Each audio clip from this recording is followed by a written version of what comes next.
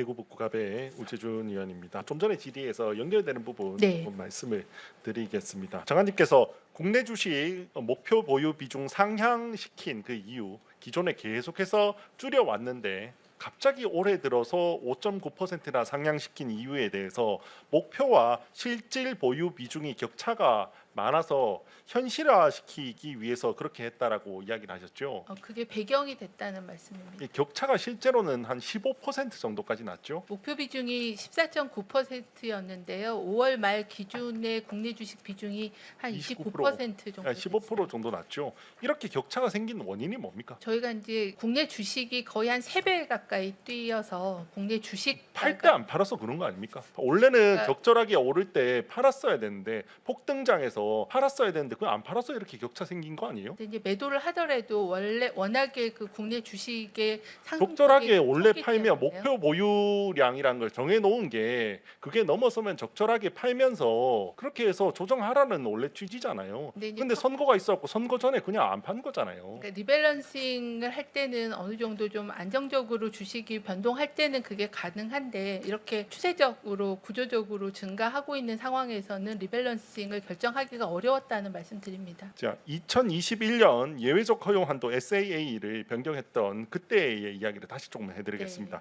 그때 당시에 보니까 그때는 1% 변경이었어요. 1%. 이번에는 15% 정도 지금 차이가 나고 그 목표 보유 비중만 해도 5.9% 변경한 거고 2021년도에는 1% 변경입니다. 그때도 투자정책자문위원회와 실무평가위원회는 좀 반대하는 이런 보고서를 냈어요. 왜냐하면 주식시장에 얼마나 영향을 미칠지 면밀한 검토가 필요하다라고 해서 이런 반대하는 이야기를 했습니다. 이번에는 이거보다 규모가 훨씬 크죠. 이번에는 리밸런싱 한도 유예도 했고 예외적 허용 한도도 적용 유예를 했고 목표 보유량은 5.9% 상향했습니다. 혹시 투자정책전문위원회와 실무평가위원회는 이번에도 보고서 냈습니까? 네, 당연히 다 단계를 다 거쳤고 또 전문가 자문도 구해서 굉장히 많은 의견 수렴한 결과를 기금위에 보고를 했고 기금위에서 그 보고를 받고 같이 의결을 한 혹시 겁니다. 어떤 의견을 냈을까요? 이번엔?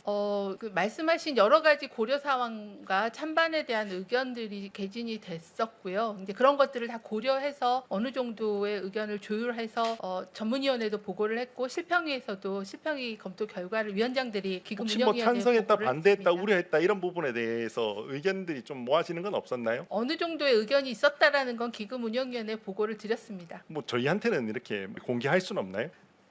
그거는 말씀드린 대로 기금에 관련된 투자 전략이나 세부 정보를 공개하기는 좀 어려워서 어. 양해를 좀 부탁을 드립니다. 2021년도에 1% 변경하는데도 이렇게 우려를 많이 했는데 이번에는 또 우려를 많이 표하지 않았을까요? 근데 이제 아마 그때도 그 회의록은 비공개를 한 이유가 여러 가지 국내 시장에 미치는 영향이나 국내 연기금이 또 해외의 투자자들하고 경쟁을 해야 되는 그런 관계이기 때문에 그런 점은 좀 양해를 부탁드립니다. 마찬가지 나중에 언젠가 공개될 거라고 저는 네, 생각을 8년 후에 합니다. 공개 시점이 정해져 있습니다. 하나 다음 연금개혁과 관련해서 한 가지 여쭤보겠습니다. 연금개혁을 우리가 하는 이유 중 아주 큰 이유 중에 하나가 연금 고갈에 대한 우려 때문이죠. 네, 재정 안정화와 또 그 소득 보장을 좀 강화하는 두 가지 목적이 다 필요하다고 생각합니다. 맞습니다. 물론 뭐 소득 보장도 중요하지만 네. 연금 재정 안정화를 위해서는 사실은 방법은 세 가지밖에 없습니다. 낼 사람 더 내고 네. 받을 사람 덜 받고 그다음에 있는 기금 잘 지키는 겁니다. 수익률을 잘 내는 겁니다. 사실 최근에 수익률이 잘 나온 건 저는 되게 고무적이라고 생각합니다. 좋은 일이라고 생각합니다. 그러고 나서 사실은 작년에 우리가 연금 개혁을 하면서 보험 여율을 올렸죠. 내는 네. 사람은 더 내는 거라고 했습니다. 네. 그리고 마지막 한 가지 퍼즐, 사실 그 부분에 있어서 사회적 합의 그리고 세대 간 합의를 하기 위해서 저는 이 연금 특위가 있다고 네. 생각을 합니다. 네. 근데 얼마 전에 대통령께서 이렇게 말씀을 하셨어요. 이재명 대통령께서 이제 연금 개혁 안 해도 된다. 다행스러운 일이다. 이제 수익률이 많이 올랐으니까 이제 사실상 연금 개혁 안 해도 된다. 이런 식의 이야기를 하셨는데 혹시 장관님께서는 어떻게 생각하십니까?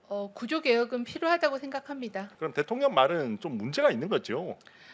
이거는 이제 아무래도 수익률이 최근에 개선이 돼서 고갈 시기가 늦어졌다는 그런 이 말씀을 세대 간 이렇게 정의 표현하실 차원에서 거라고 이런 말씀을 하시면 안 생각합니다. 된다고 생각을 합니다. 그러면 그 보험료를 더 내는 것 안내해서 청년 세대들한테 다시 정수치 그런 부분을 좀 유념해서 지금도 저는 보건복지부에서 가져온 안들을 봤을 때는 의도가 의심스러운 점들이 굉장히 많은데 그래도 대통령께서 저렇게 면밀적으로 말씀하시지 않게 좀 이렇게 말씀해 주시길 네, 말씀드린 것처럼 그 그 충실하게 재정 계산을 한 걸 기반으로 종합적인 재정 안정화 방안 또 노후 소득 보장 방안을 담은 국민연금 종합 계획을 신속하게 만들도록 하겠습니다.